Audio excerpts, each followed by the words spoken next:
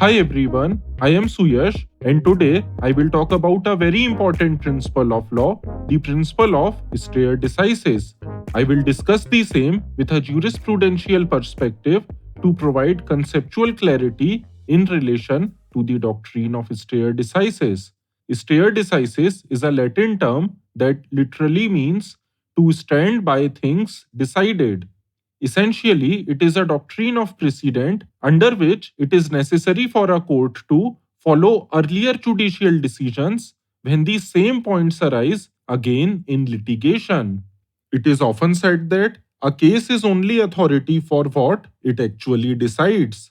But when a point or principle of law has been once officially decided or settled by the ruling of a competent court in a case in which it is directly and necessarily involved, it will no longer be considered as open to examination unless it be for urgent reasons and in exceptional cases. It is pertinent to note that the principle of stare decisis applies with special force to the construction of constitutions, and an interpretation once deliberately put upon the provisions of such an instrument should not be departed from without grave reasons. The importance of the principle of stare decisis is that it provides stability, permanence, and certainty to the construction and interpretation placed by the judiciary in relation to various laws. When meaning of legal provisions has been freed from doubt by way of a judicial decision, then such authoritative interpretation ought to be adhered to.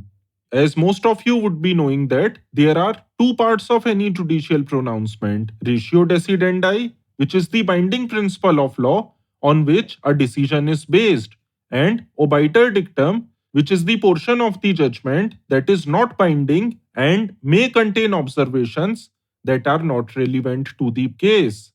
Further, the principle of stare decisis is a subset of the doctrine of precedent.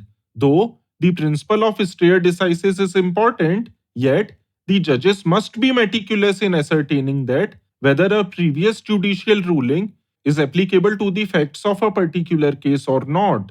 Rigid adherence to this principle may lead to injustice, and as I had quoted that a case is only authority for what it actually decides must not be forgotten.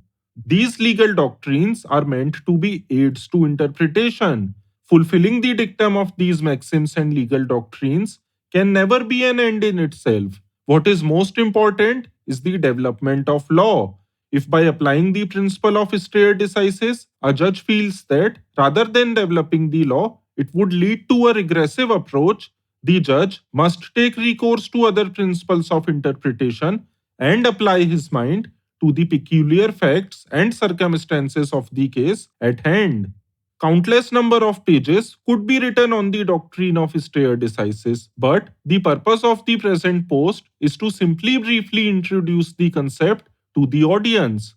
Thus, I hope that the basic meaning of the doctrine of stare decisis is clear by now. Hence, I hope you enjoyed listening to the show. Thank you for listening. Please do not forget to like and subscribe us. And if you have any comments, please make them in the comments section. See you next time. Till then, stay tuned.